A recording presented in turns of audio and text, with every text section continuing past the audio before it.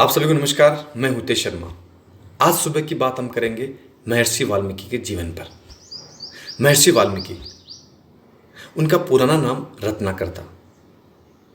इन्होंने रामायण लिखी, जो हाल ही आप लोगों ने एक बार पुनः देखी। ये अपने परिवार के साथ एक जंगल में रहते थे।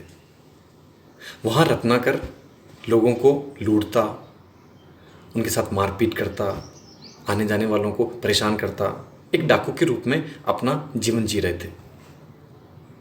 कहते हैं कि एक बार उनके जीवन में बदलाव के लिए महर्षि नारद उनके सामने आए,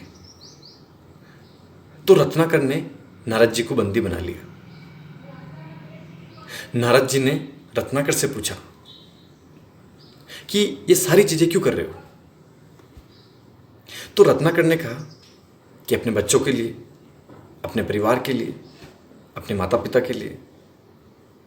तो नारद जी ने कहा कि सारी बातें तो ठीक है, लेकिन इनके जो परिणाम है, इसका जो फल है, वो तो तुम्हें भुगतना होगा। तो रत्नाकर ने कहा नहीं, वो सब भी भुगतेंगे, वो सब भी मेरे हिस्सेदार होंगे, क्योंकि मैं सारे काम उन्हीं लोगों के लिए तो कर रहा हूं। तो नारद जी ने कहा उनसे एक बार पूछ कर आ जाओ, वो हां भरते हैं कि मना करते हैं। रत्नाकर अपने घर गया, सभी लोगों से पूछा तो सभी ने मना कर दिया। सभी ने कहा कि हमारी जिम्मेदारी आपकी है, आप कैसे काम करते हैं, क्या लेकर आते हैं, यह आपको देखना है, इसमें हमारी कोई हिस्सेदारी नहीं। वाल्मीकि जी वापस आए, उन्होंने नारद जी से माफ़ी मांगी और उनसे कहा कि मुझे रास्ता बताओ ताकि मेरे जीवन में बदलाव आए। नारद जी ने उन्हें राम नाम दिया। उसके बाद उन्होंने तपस्या की। उसके बाद वो महर्षि के रूप में जाने गए। आपने कभी इस बात पर ध्यान दिया, आप जो भी काम करते हैं किसी भी क्षेत्र में, अच्छा या बुरा, नैतिक अनैतिक, सामाजिक असामाजिक, सभी प्रकार के काम, इस बात पर आपने कभी विचार किया कि आपका काम कैसा है, आप किस तरह के काम कर रहे हैं, इसका फल आपको भुगतना पड़ेगा। शायद ही किसी ने सोचा होगा। आप किसी से भी पूछें तो उसका जवाब महर्षि वाल्मीकि के जैसा ही होगा। मैं अपने बच्चों के लिए कर रहा हूँ, अपने परिवार के लिए कर रहा हूँ, अपने माता पिता के लिए कर रहा हूँ, सबकी जिम्मेदारी मेरी है। लेकिन इन सभी का फल सिर्फ आपके खाते में आएगा और कोई नहीं भुगतने वाला, आपको भुगतना। जब आप ईश्वर के सामने जाएं तो आपका खाता चेक कर लेना, वो सारे कर्म और उनके फल आपके खाते में मिलेंगे और किसी के खाते में नहीं। इसी से जुड़ी हुई इसी विषय पर एक फिल्म मैंने देखी।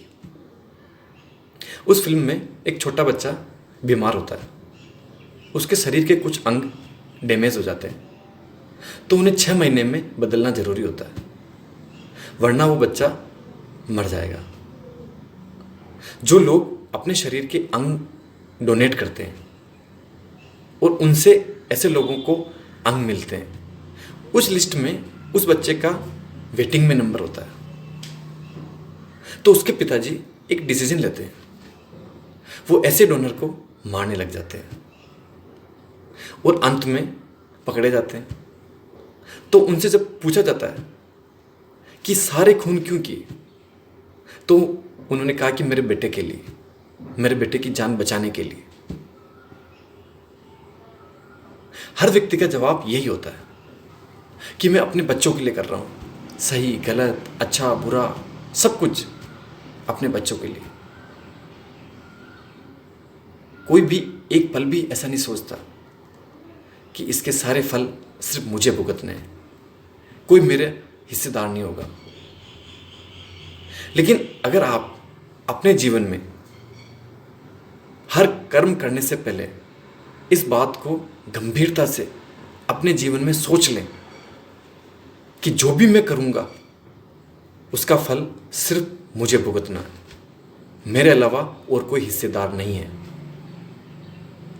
तो आपके जीवन में ऐसा कोई कर्म नहीं होगा जिसका फल नकारात्मक होगा या बुरा होगा।